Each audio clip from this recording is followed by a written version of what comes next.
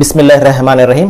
మిత్రులారా, ఈ రోజున జనవరి 6 world day of war orphans అంటే యుద్ధ కారణంగా అనాథలైపోయినటువంటి పిల్లల సంస్మరణ. ఈ రోజున వారి యొక్క దినోత్సవం.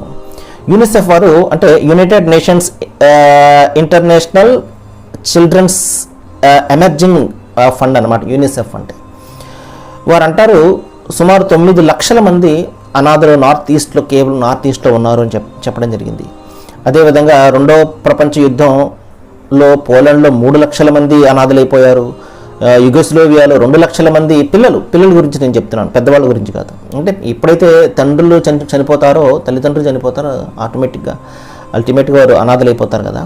కాబట్టి ఈ ప్రధానంగా ఈ world day of war orphans యొక్క థీమ్ ఏంటంటే యుద్ధం కారణంగా అనాథలు పెరిగిపోతున్నారు, వారి సమస్యలను ప్రపంచ మానవాళికి తెలియజేయడము, గుర్తించేలా చేయడము, యుద్ధాలను నివారించడం అనేది దీని యొక్క ప్రధానమైనటువంటి కాన్సెప్ట్. మహాశైలారా, అనాథలు అంటే తల్లిదండ్రులు లేనటువంటి వారు, యుద్ధ అనాథలు అంటే యుద్ధం ద్వారా ఎవరైతే తల్లిదండ్రులు కోల్పోతారో వారు యుద్ధ అనాథలు. సరే, బాగానే ఉంది. మనిషి ఎందుకు యుద్ధం చేస్తాడు? కేవలము రాజ్యకాంక్ష, తన స్వార్థంతో మనిషి యుద్ధాలు చేస్తున్నాడు. హిట్లర్ మనం చూసాం, 20 లక్షల మందిని పరోక్షంగా ప్రత్యక్షంగా చనిపోవడానికి కారణమయ్యాడు. స్టాలిన్ 2 కోట్ల మందికి కారణమయ్యాడు. మావో సెటుంగ్ చైనా 1.4 కోట్ల మంది చనిపోవడానికి కారణమయ్యాడు. ముసోలిని ఇటలీ 4 లక్షల మంది చనిపోవడానికి కారణమయ్యాడు. అశోకుడు కళింగ యుద్ధంలో 1,00,000 మంది చనిపోవడానికి కారణమయ్యాడు. జార్జ్ బుష్ 50 లక్షల మంది పిల్లలు అనాథలైపోవడానికి కారణమయ్యాడు.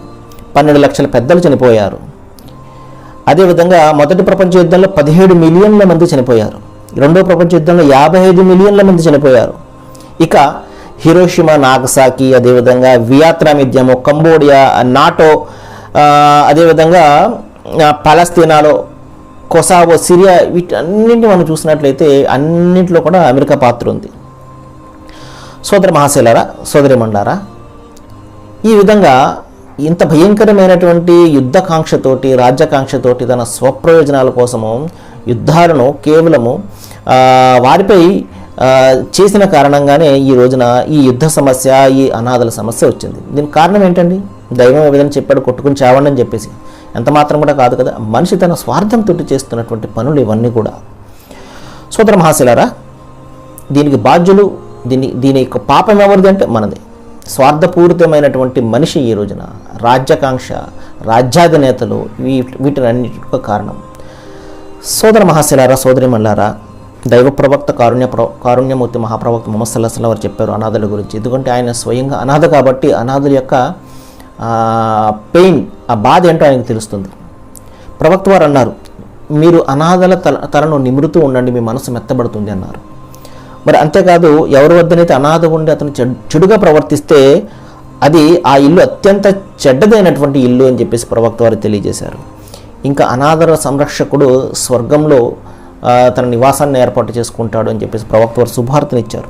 సోదర మహాశైలారా, సోదరిమణులారా, దీనికి పరిష్కారం ఒకటే. మన బిడ్డలే అనాథలైపోతే ఏ విధంగా ఉంటారో ఒక్కసారి మనం ఆలోచన చేసుకుంటే, ఇతరుల బిడ్డలను అనాథలు చేసే పని మనిషి చేయడు. మనిషి ఎందుకు చేస్తున్నాడు?